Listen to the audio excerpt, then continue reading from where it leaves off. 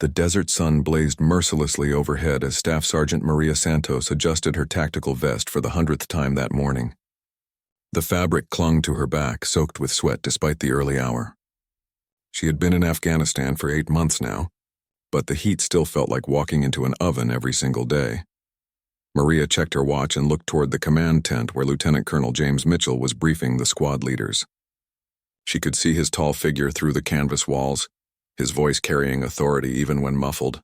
Mitchell had been her commanding officer for 6 months, and in that time, she had developed a deep respect for the man who always put his soldiers first. The mission today was supposed to be routine. Intelligence reports indicated a small insurgent cell had been using an abandoned village about 15 kilometers northeast of their base to store weapons. The plan was simple: move in at dawn, secure the area, gather intelligence, and extract any materials that could be useful. Maria had participated in dozens of similar operations, and they rarely encountered serious resistance. She walked over to her team, checking their equipment one final time. Private Johnson, barely 19 years old, was nervously adjusting his helmet strap. Corporal Rodriguez was cleaning his rifle for the 3rd time, a habit Maria had noticed he developed when anxious. Sergeant Williams, the oldest member of their unit at 34, sat quietly reviewing the mission map. "Listen up," Maria called to her team. "This should be straightforward, but we stay alert. Johnson, keep your spacing tight with Rodriguez. Williams, you're on point with me. We go in, do our job, and come home for lunch." The convoy of 4 armored vehicles rolled out just as the sun began to paint the horizon orange. Maria rode in the 2nd vehicle with Lieutenant Colonel Mitchell and 3 other soldiers. The commander seemed relaxed, discussing baseball scores from back home with the driver. This casual attitude helped ease the tension that always preceded missions. As they drove through the rugged terrain, Maria watched the landscape change from barren desert to rocky hills dotted with sparse vegetation. The abandoned village came into view after 45 minutes of driving. From a distance, it looked exactly as described in the intelligence briefings. A cluster of mud brick buildings arranged around a central courtyard, with no signs of recent activity. Mitchell radioed the other vehicles to establish a perimeter while his team approached the main compound. Maria felt the familiar surge of adrenaline as they dismounted and began their advance.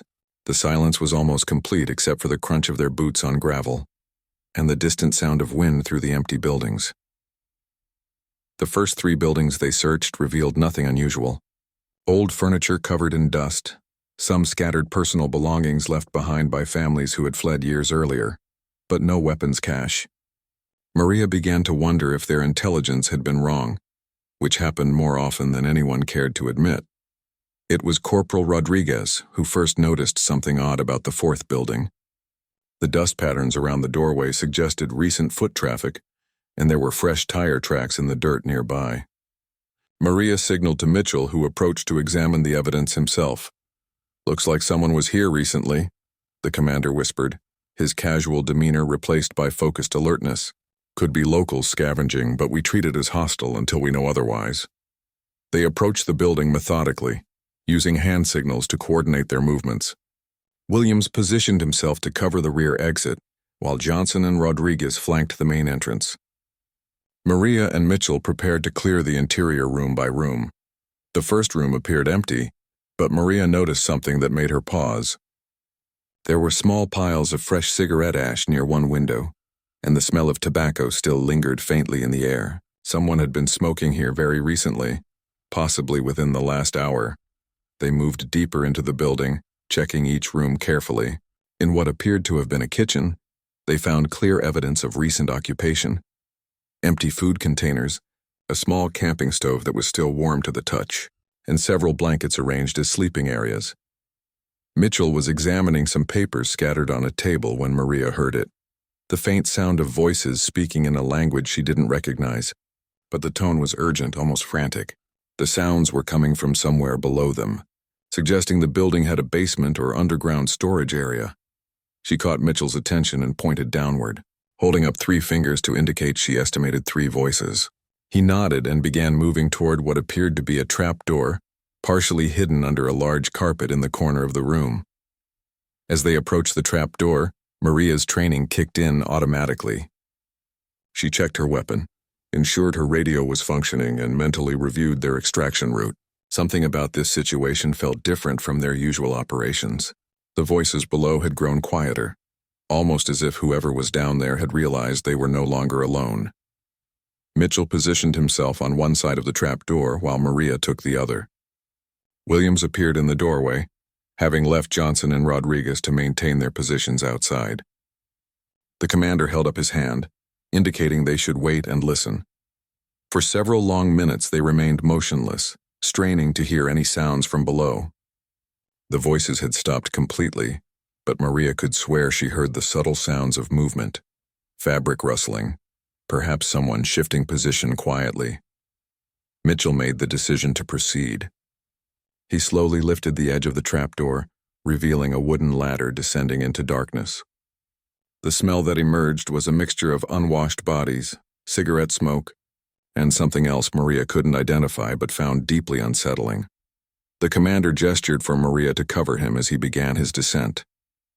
She positioned herself where she could see both the ladder and the room's entrance, ready to provide support from either direction. Williams remained by the door, keeping watch for any external threats. As Mitchell disappeared into the darkness below, Maria felt her heart rate increase. Something about this mission was going wrong, though she couldn't pinpoint exactly what. The intelligence had been too clean, too convenient. Real weapons caches were rarely left unguarded, and the evidence of recent occupation suggested they might have walked into an active insurgent position. Her radio crackled softly with Mitchell's voice. 3 individuals down here, armed but not immediately hostile. Looks like a planning room. Lots of maps and documents. I'm going to need a few minutes to assess what we're dealing with. Maria acknowledged quietly and settled into her covering position. Outside, she could hear Johnson and Rodriguez maintaining their watch, occasionally reporting on vehicle movements in the distance. Everything seemed to be proceeding according to plan, but experience had taught her that missions could change from routine to deadly in seconds. She had no way of knowing that in less than 10 minutes, she would be making decisions that would test every aspect of her training, her courage, and her loyalty to the man currently trusting her to keep him safe while he worked in the basement below. The explosion came without warning. Maria felt the building shake violently beneath her feet as dust and debris rained down from the ceiling. Her ears rang from the concussion, and for a moment she couldn't process what had happened. Through the ringing, she heard Williams shouting something from the doorway, but his words were muffled and distant. IED. IED! Johnson's voice crackled through her radio, clearer now as her hearing began to return. Vehicle down! Rodriguez is hit. Maria's training took over as her mind cleared. She needed to assess the situation quickly. Mitchell was still in the basement, and she had lost radio contact with him when the explosion occurred. Williams was moving toward the window to evaluate the external threat. Outside, she could hear the distinctive crack of AK-47 rifle fire beginning to intensify. Mitchell, report. She called into her radio but received only static in return. The explosion might have damaged the radio systems, or worse, something had happened to her commander in the basement. She moved toward the trapdoor and called down into the darkness. Sir, Lieutenant Colonel Mitchell, do you copy? A weak voice responded from below, barely audible over the growing sounds of gunfire outside. Santos, the ladder. It's blocked. I'm trapped down here. The explosion brought down part of the ceiling. Maria's mind raced through their options. The mission had obviously been compromised. Someone had planted an improvised explosive device targeting their convoy, and now they were taking small arms fire from multiple positions. She needed to coordinate an extraction while finding a way to get Mitchell out of the basement. Williams appeared beside her, his face grim. 3 insurgents moving on our position from the east. Johnson's pinned down behind the vehicle with Rodriguez, who's got shrapnel in his leg but he's conscious. The other vehicles are taking fire from the hills. Can you see how many we're dealing with? Maria asked, checking her ammunition and moving to the window. At least 8, maybe more. They've got us in a crossfire between the buildings and those rocks about 200 meters out. Williams paused to return fire through the window. This was definitely a setup. They knew we were coming. Maria looked back toward the trapdoor where Mitchell remained trapped. She could hear him moving around below, probably trying to find another way out, but the old building's construction meant the basement had only one access point. Getting him out would require clearing the debris from the ladder area, which would take time they might not have. Her radio crackled with a transmission from Sergeant First Class Thompson in the lead vehicle. "All units, we've got movement on the ridgeline. Looks like more insurgents moving to flank our position. We need to extract now or we're going to be completely surrounded." Maria made a decision that went against every instinct she had about leaving no soldier behind. "Thompson, execute extraction protocol for your vehicles. Williams and I are staying to get the commander out." "Negative, Santos. Orders are to extract all personnel immediately. The lieutenant colonel is trapped in the basement." "We're not leaving without him." There was a pause before Thompson responded. "Roger. We'll hold the perimeter as long as possible, but if we get overrun, you're on your own." Williams looked at her with a mixture of admiration and concern. "You know we might not make it out of this, right?" "We're not discussing that option," Maria replied, moving toward the trap door. "Help me clear this debris. We get Mitchell out, then we fight our way back to the vehicles." They began pulling away chunks of concrete and wooden beams that had fallen across the ladder opening. The work was difficult and dangerous, as they had to maintain security while moving heavy debris. Outside, the gunfire was intensifying, and Maria could hear the distinctive whistle of rocket-propelled grenades being fired at their position. "Santos!" Mitchell's voice carried up from below. "Stop trying to dig me out. There's another way. I found a tunnel down here that connects to the building next door. I'm going to try to work my way around to your position." "Negative, sir. Too dangerous. We don't know if that building is secure. It's our best option. The main structure of this building is compromised. Another RPG hit could bring the whole thing down." As if summoned by his words, another explosion rocked the building, this one much closer. Maria felt the floor shift beneath her feet and several new cracks appeared in the walls. Mitchell was right, the building was becoming increasingly unstable. "Okay, sir. But maintain radio contact. If we lose communication, abort the tunnel and come back here." "Understood. Give me 5 minutes." Maria and Williams repositioned themselves to cover both the main entrance and the direction where Mitchell would emerge. The insurgent fire was becoming more accurate, and bullets were now regularly striking the walls around their windows. Williams had switched to more controlled, aimed shots to conserve ammunition. "How much ammo do you have left?" Maria asked. 4 magazines plus what's in my weapon. Used about the same. We need to make every shot count." Through the window, Maria could see Johnson dragging Rodriguez toward better cover behind their damaged vehicle. The young private was performing well under pressure, and Rodriguez appeared to be mobile despite his wounds.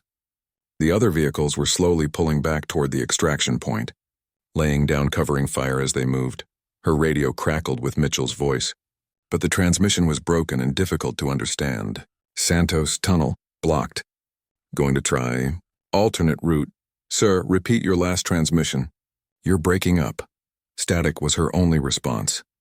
Williams fired 3 quick shots at an insurgent who had tried to advance on their position. "We've got movement on the left flank. They're trying to surround the building." Maria checked her watch. Mitchell had been out of contact for 3 minutes. According to their extraction timeline, they had maybe 10 minutes before the supporting vehicles would be forced to withdraw completely. After that, they would be facing an unknown number of insurgents with limited ammunition and no immediate backup. She tried raising Mitchell on the radio again. "Lieutenant Colonel Mitchell, this is Santos. Please respond." This time she heard what sounded like an explosion in the background of the transmission, followed by Mitchell's voice, strained but clear. "Santos. I'm in the next building, but I'm pinned down. Multiple hostiles between my position and yours. I'm wounded but mobile." The situation had just become much more complicated. Her commander was injured and trapped in a separate building, surrounded by enemy forces. The extraction window was closing rapidly, and their ammunition was running low. Maria realized that in the next few minutes, she would have to make decisions that could determine whether any of them made it home alive. Outside, the insurgent fire reached a new intensity, and she could hear voices shouting coordinates in what sounded like Arabic. They were organizing for a final assault on the buildings. Whatever she was going to do, it had to happen now. Maria's mind worked through the tactical situation with cold precision. Mitchell was wounded and pinned down in the adjacent building. Williams was holding their current position against increasing enemy pressure. The extraction vehicles were being forced to fall back, and their ammunition was running dangerously low. "Williams, I need you to maintain this position and keep communications open with Thompson's team," she said, checking her weapon one final time. "I'm going after the commander." That's suicide, Santos. There's at least 4 insurgents between here and there, plus however many are in that building with him. He's wounded and alone. If we wait any longer, we'll lose him.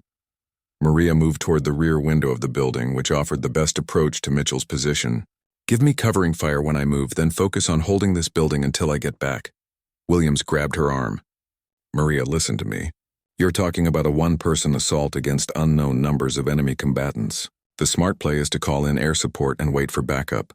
Air support is 20 minutes out minimum, and backup is 45 minutes.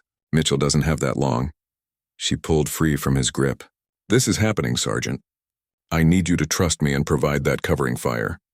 Through her radio, she heard Thompson's voice. All units, we're taking heavy fire from the ridgeline. We can hold for maybe 5 more minutes before we have to pull back to the secondary extraction point. Maria knew what that meant. The secondary extraction point was 3 kilometers away, through open desert terrain. If they missed this window, they would be attempting to escape, on foot across hostile territory. With wounded personnel and limited supplies, she positioned herself at the rear window and studied the ground between her building and Mitchell's position. About 30 meters of open space with minimal cover, except for a low stone wall that ran roughly halfway between the buildings. 2 insurgents were visible, positioned behind overturned furniture in what had probably been the village's main street. Mitchell, this is Santos. I'm coming to your position. Can you give me a signal on your location within the building? His voice came back strained but determined. I'm in the northwest corner, 2nd room from the main entrance. I can see 2 hostiles in the main room, and there's at least 1 more on the upper level. Santos, don't attempt this. The risk is too high. Sir, with respect, that decision isn't yours to make anymore. Maria switched her radio to the team frequency.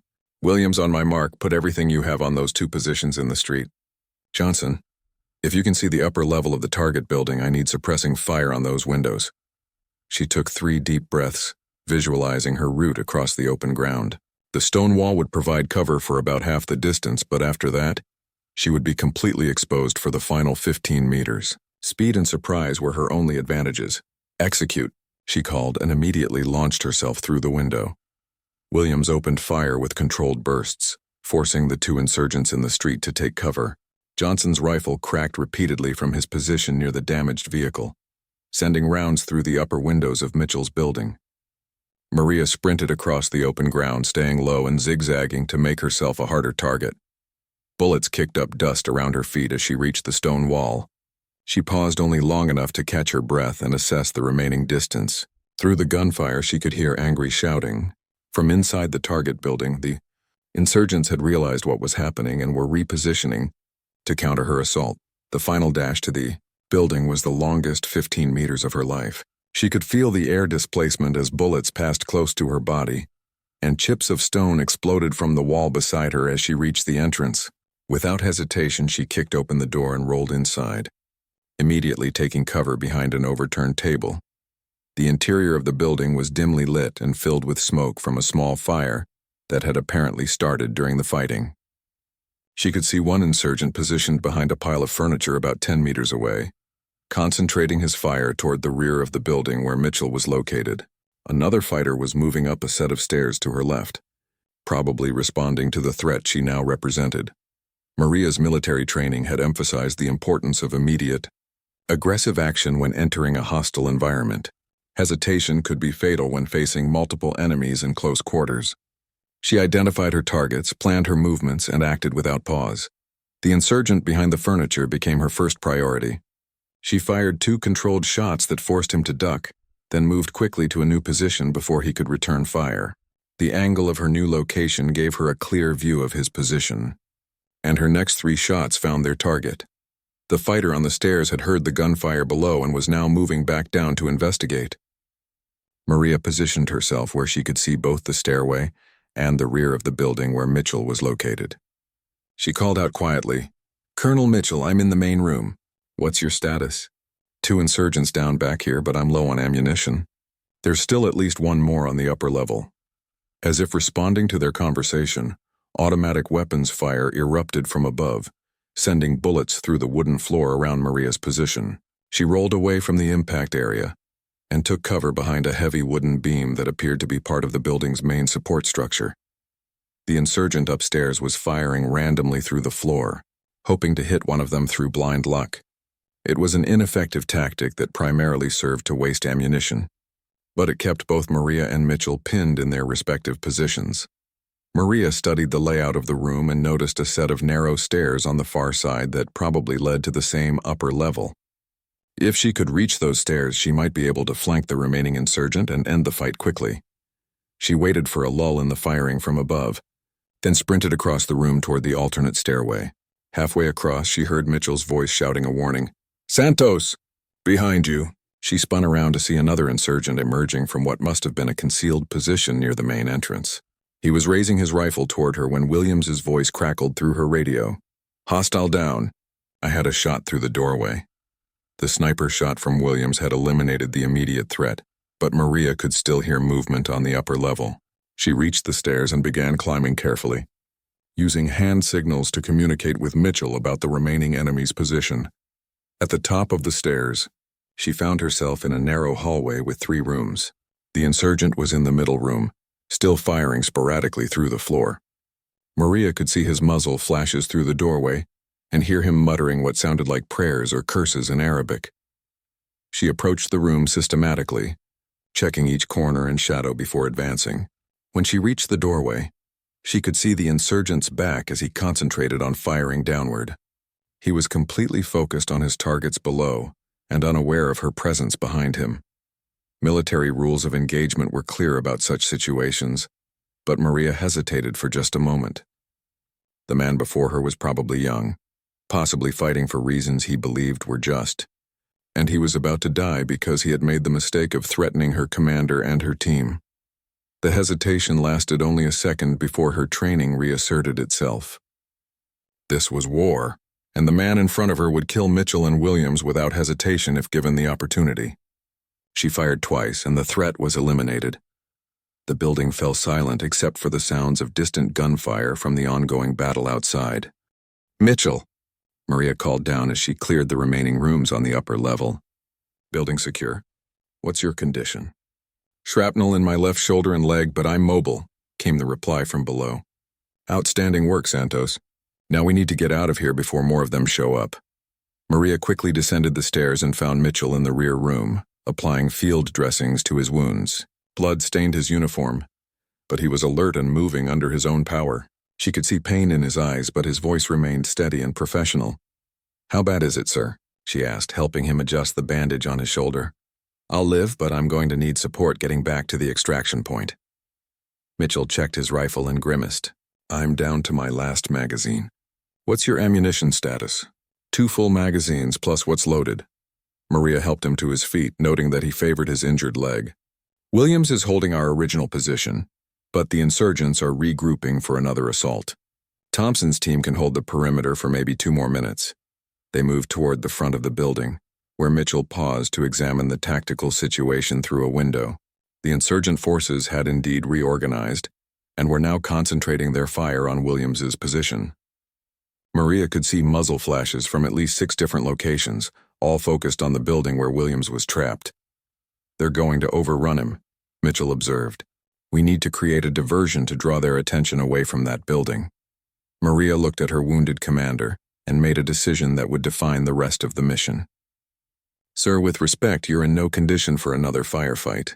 I'm going to get you back to Williams' position, then I'm going to create that diversion."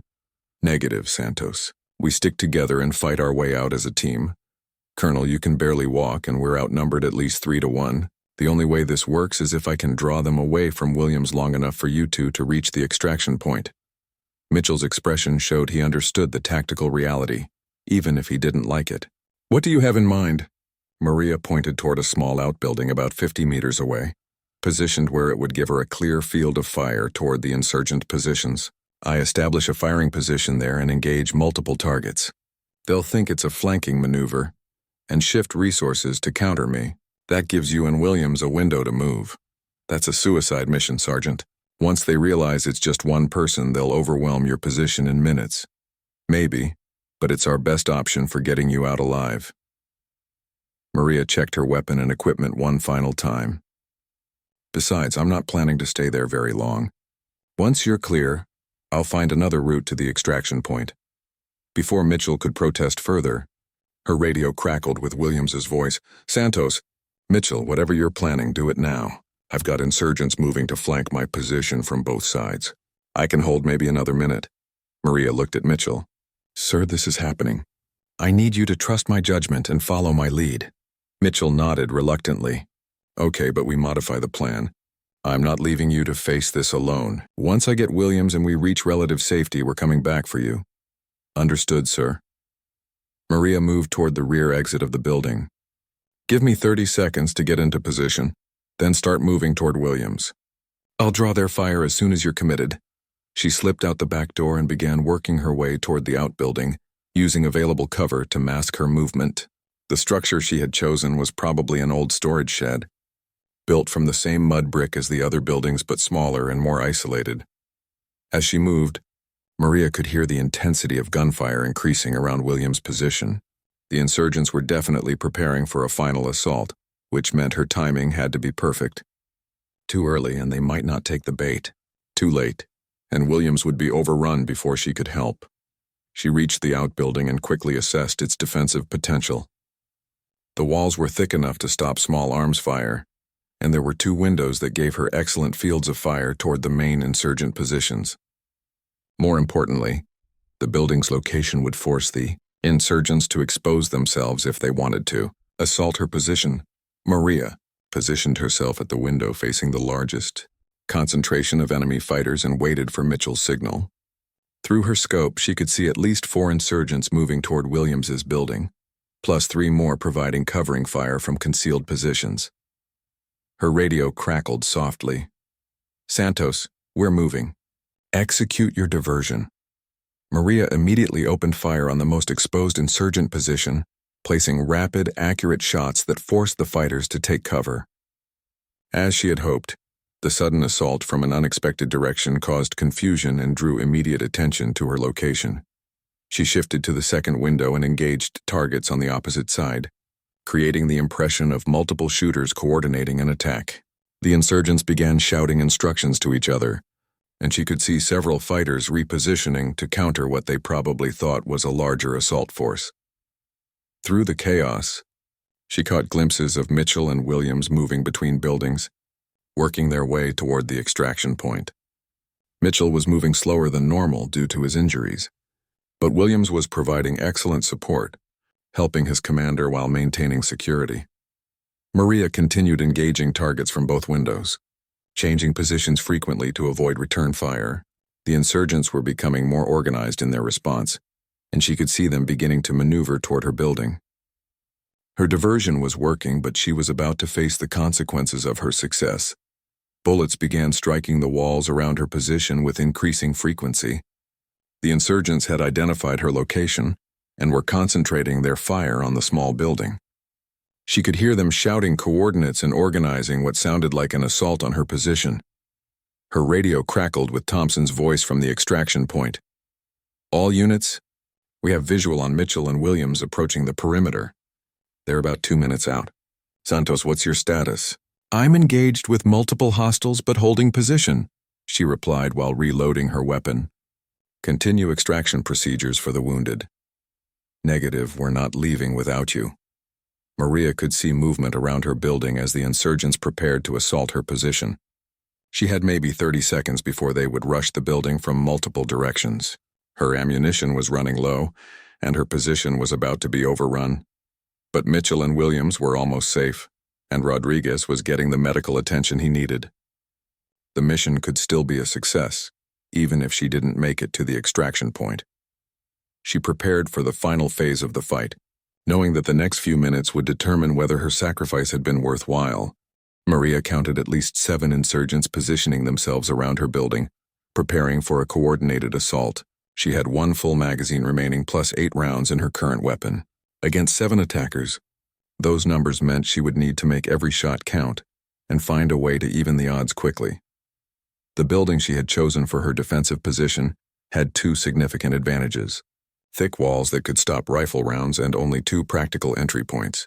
However, it also had a critical weakness. Once the insurgents got inside, the confined space would work against her. She moved to the center of the single room and positioned herself where she could engage targets coming through either entrance. The windows she had been using for her diversionary fire were now liabilities, as insurgents could use them to attack her flanks. Through her radio, she heard Mitchell's voice. "Santos, we've reached the extraction point. Thompson has vehicles positioned for immediate departure. What's your route out of there?" "Working on it, sir," she replied, not wanting to admit that she hadn't identified a viable escape plan. "Focus on getting Rodriguez medical attention. I'll find a way." The first indication of the assault came when she heard glass breaking from one of the windows. Someone was testing her response time and trying to determine her exact position within the building. Maria held her fire, not wanting to reveal her location until the actual attack began. A few seconds later, smoke began pouring through both windows.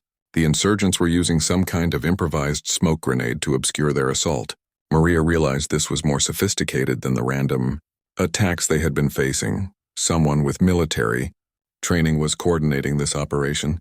She pulled her shirt up over her nose and mouth to filter the smoke, then positioned herself in a corner where she could see both potential entry points despite the limited visibility. The smoke was burning her eyes and making it difficult to breathe, but she needed to maintain her defensive position. The assault came from both directions simultaneously. Two insurgents came through the main door while another climbed through the eastern window. Maria engaged the door first, dropping both attackers with controlled pairs of shots, then immediately shifted to the window threat. The insurgent coming through the window was partially concealed by smoke, but she could see enough of his silhouette to place accurate fire. He fell backward through the window, but she could hear more movement outside, indicating additional attackers were approaching. Maria quickly moved to a new position, knowing that the muzzle flashes from her weapon had revealed her location to anyone watching from outside. As she repositioned, automatic weapons fire erupted through both windows, filling the air with concrete dust and bullet fragments. She was down to 12 rounds. The smoke was beginning to clear when the next wave of the assault began. This time, someone threw what appeared to be a homemade explosive device through the western window. Maria dove away from the blast, feeling the concussion wave slam into her body as debris filled the air.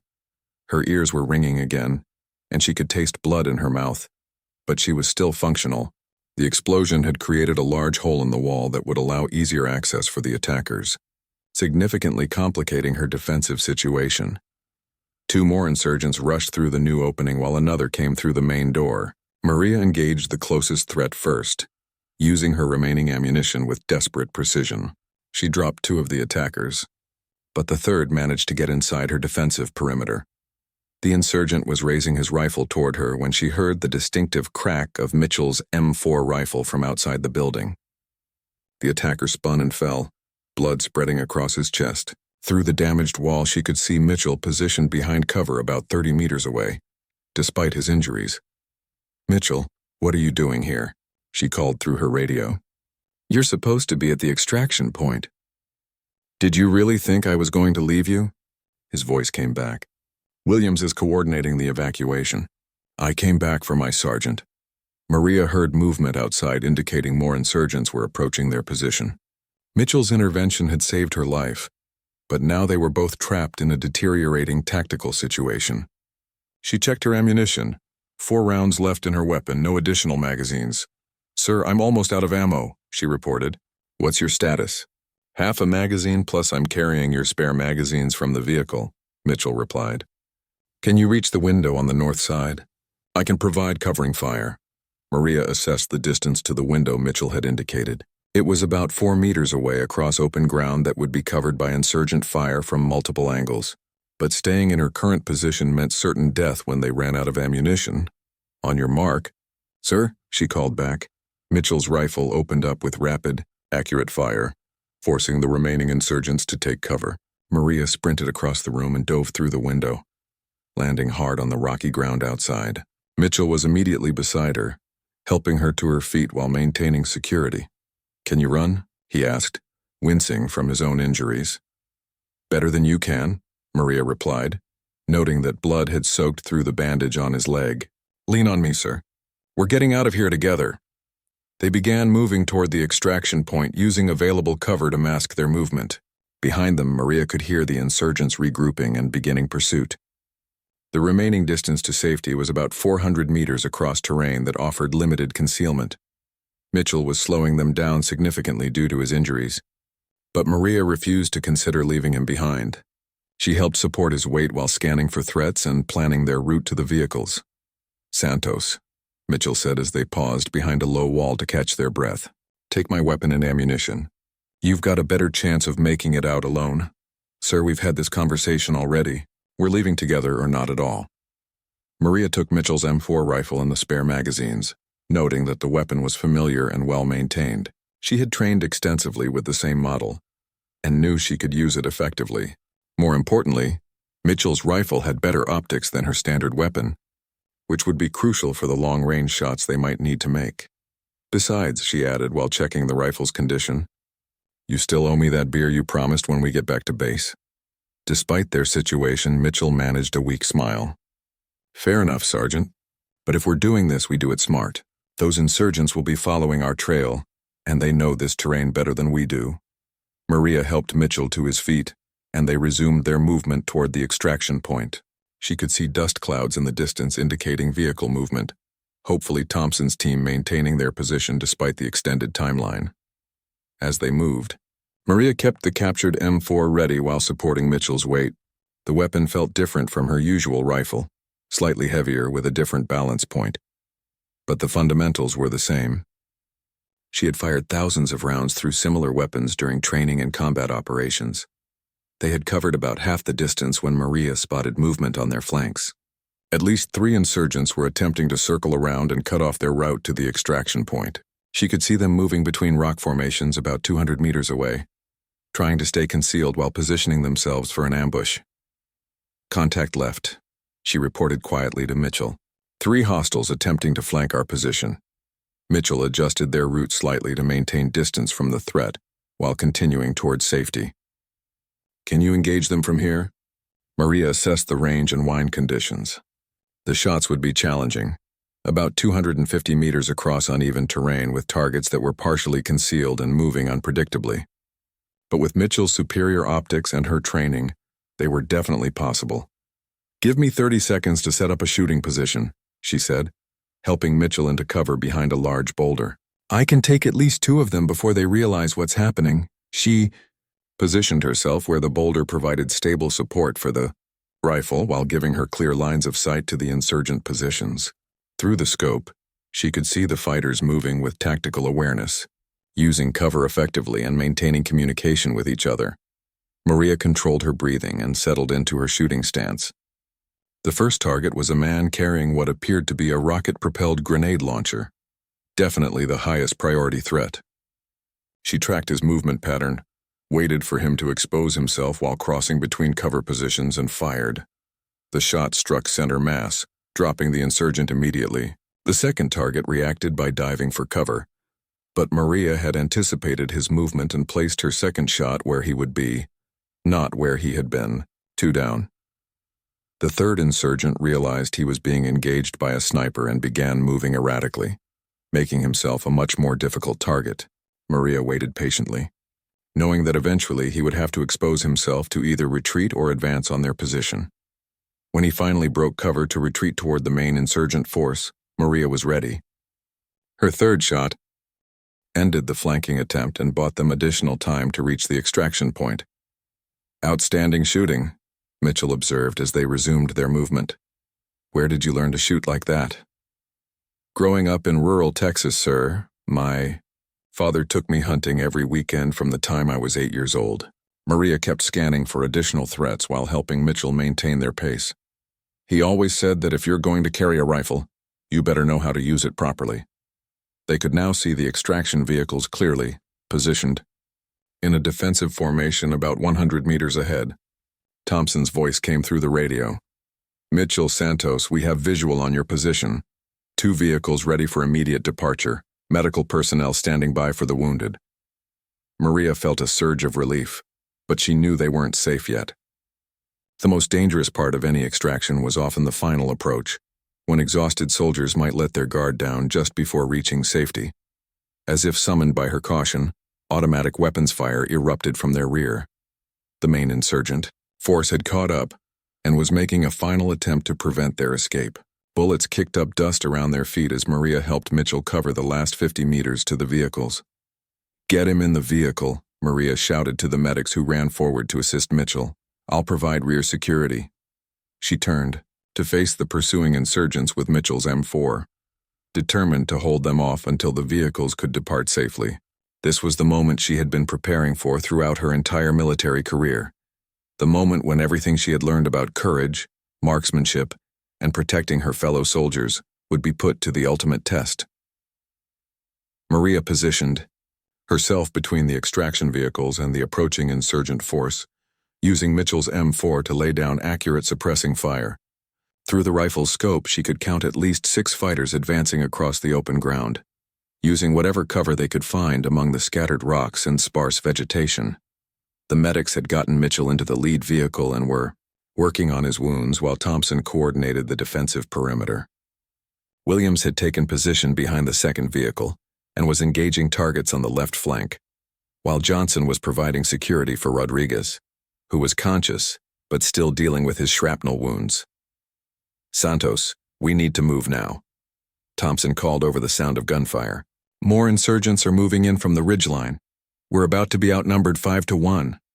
Maria could see the movement Thompson was referring to, additional fighters streaming down from the hills where they had probably been waiting in reserve. The tactical situation was deteriorating rapidly, and their window for escape was closing. She fired controlled pairs of shots at the advancing insurgents, using Mitchell's superior rifle to engage targets at ranges where their return fire was less accurate. The M4's optics allowed her to identify specific threats and prioritize her targets based on the weapons they carried and their tactical positions. One insurgent carrying what appeared to be a machine gun became her primary focus. If he reached an effective firing position, he could pin down the entire extraction team and prevent their departure. Maria tracked his movement carefully, waiting for him to expose himself while trying to set up his weapon. When the opportunity came, she took it. Her shot struck the machine gunner in the upper chest, eliminating the most significant threat to their escape. The psychological effect on the other insurgents was immediately apparent. They became more cautious in their advance, buying precious additional time for the extraction. "Vehicle crews, start your engines," Thompson ordered. "We're departing. In 30 seconds, whether everyone's aboard or not." Maria began a fighting withdrawal toward the vehicles, maintaining fire on the insurgent positions while covering the final 20 meters to safety. The insurgents had realized this was their last chance to prevent the American escape, and were pressing their attack despite taking casualties. As she reached the rear vehicle, Thompson grabbed her arm. "Get in, Santos. We're leaving now." "Wait," Maria shouted, noticing movement in her peripheral vision. RPG. An insurgent had appeared on their right flank carrying a rocket-propelled grenade launcher, positioned where he had a clear shot at the vehicles. The range was close enough that even a near miss could disable their transportation and trap them in the open desert. Without hesitation, Maria raised Mitchell's M4 and fired rapidly at the RPG gunner. Her first shot missed, but the second and third rounds found their target just as he was preparing to fire. The insurgent fell backward, and the rocket propelled. Grenade fired harmlessly into the air, exploding against a hillside 50 meters away. "Now we go!" Thompson yelled, and the vehicles began moving immediately. Maria dove into the back of the rear vehicle as it accelerated away from the engagement area.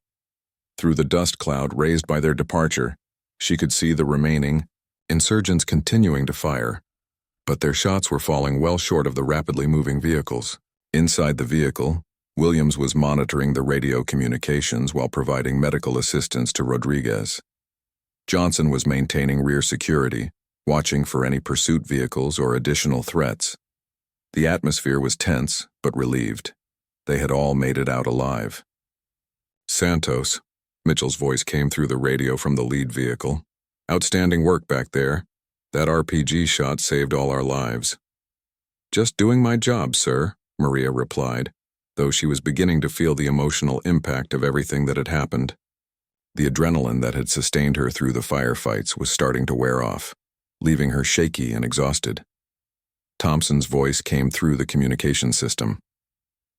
"All vehicles, we're clear of the immediate threat area. but maintain security protocols until we reach base.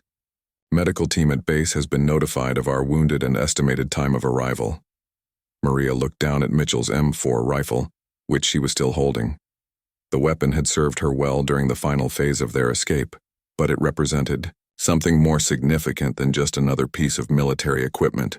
By taking up her commander's rifle when he was wounded, she had accepted responsibility not just for her own survival, but for the success of the entire mission. The rifle's stock was worn smooth from years of use, and there were small scratches and dents that told the story of Mitchell's previous deployments.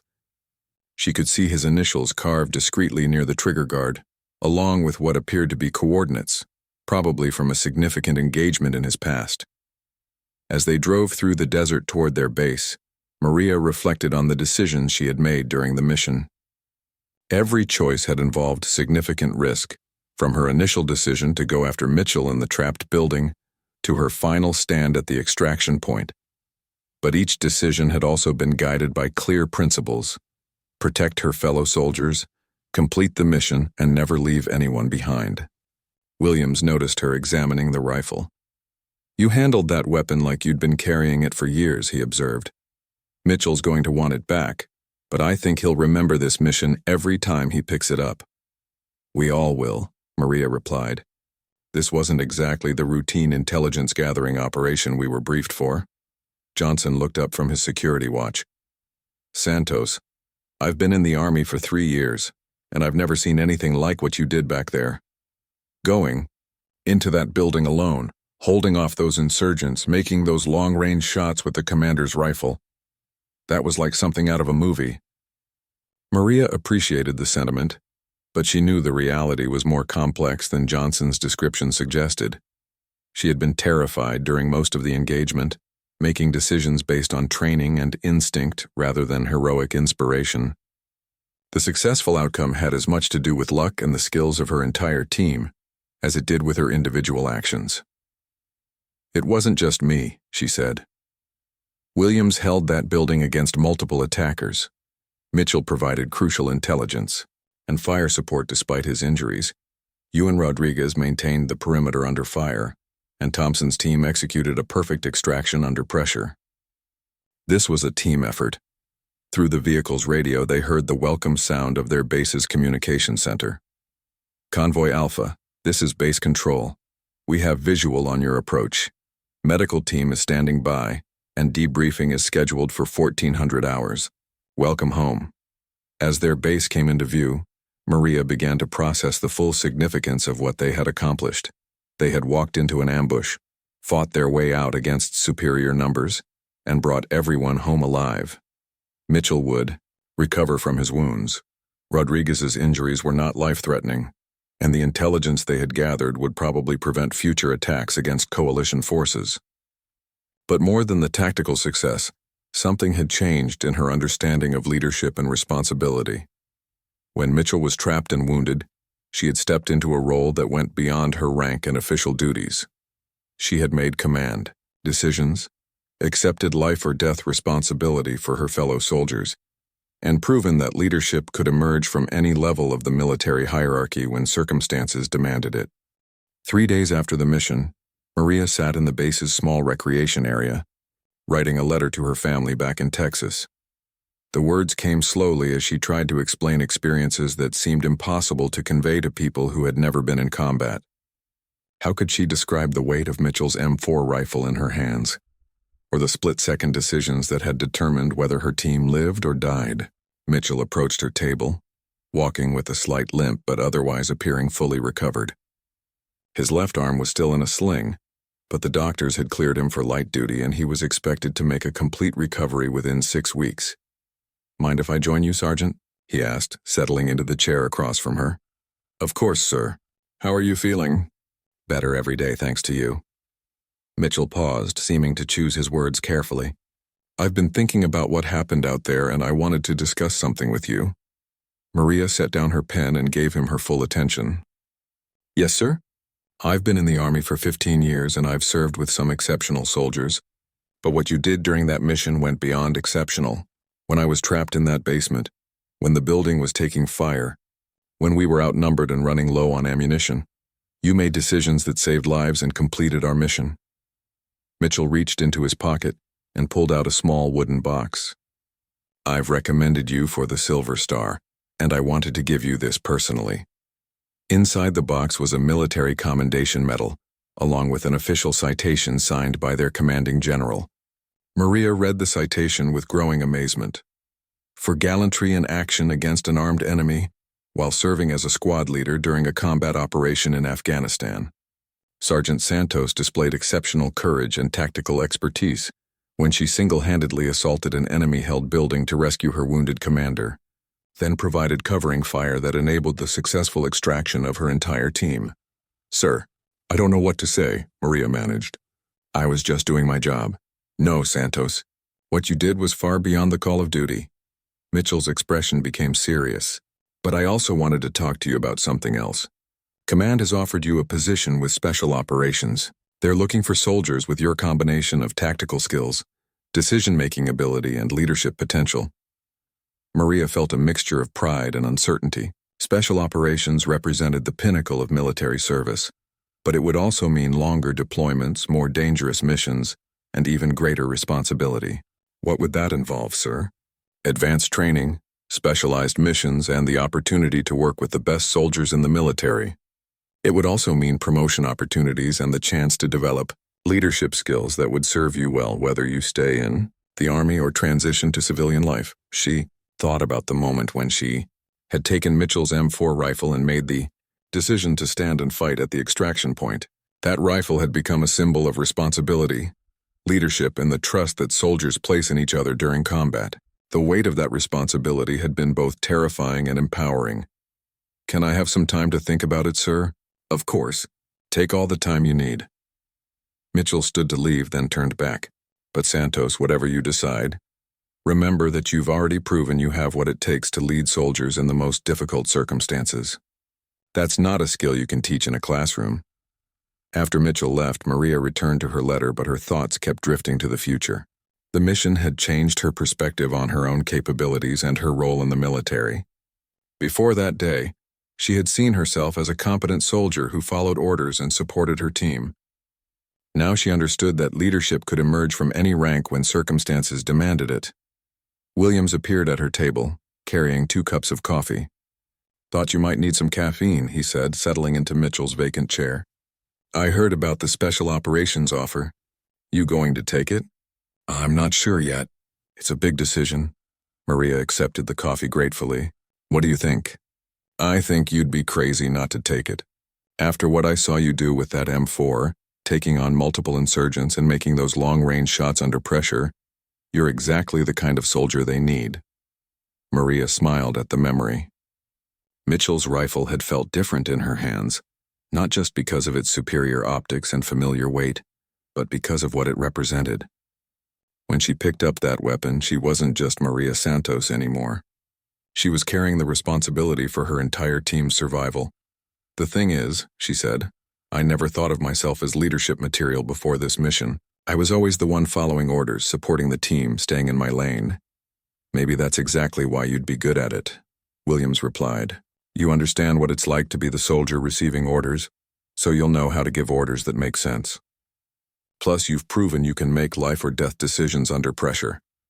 Johnson joined them, along with Rodriguez, who was walking without assistance but still favoring his injured leg.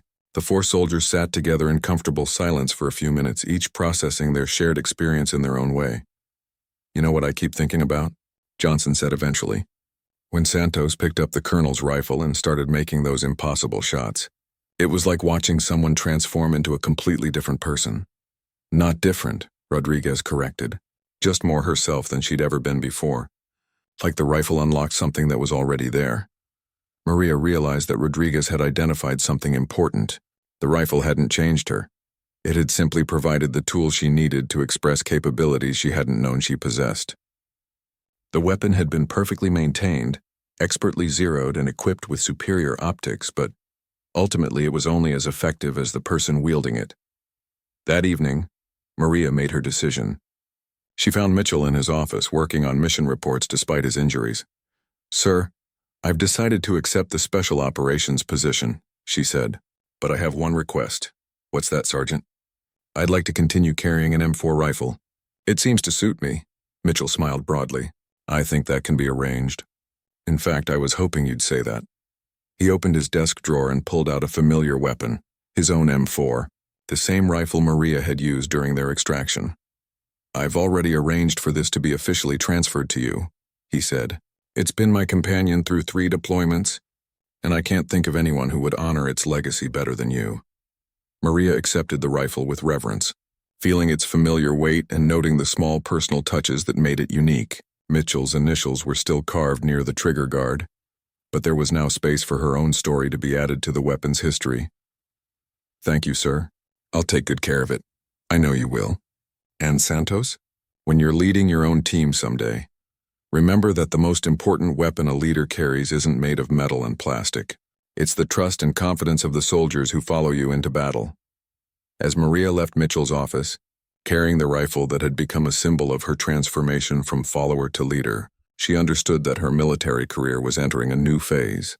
The mission that had started as routine, intelligence gathering, had become a defining moment that would influence every decision she made for the rest of her life. The M4 rifle felt different now, not just familiar, but like an extension of her own capabilities. She had proven to herself and others that when circumstances demanded it, she could step forward, take responsibility, and lead soldiers through the most dangerous situations imaginable. Walking across the base in the evening light, Maria began planning for the challenges that lay ahead. Special operations would test her skills, courage, and leadership abilities in ways she couldn't yet imagine. But she was ready for those tests, armed with experience, training, and a rifle that had already proven itself in the crucible of combat. The weapon in her hands carried the weight of responsibility, the legacy of the soldiers who had wielded it before her, and the promise of missions yet to come. It was no longer just Mitchell's M4. It was hers now, and she would carry it forward into whatever battles awaited.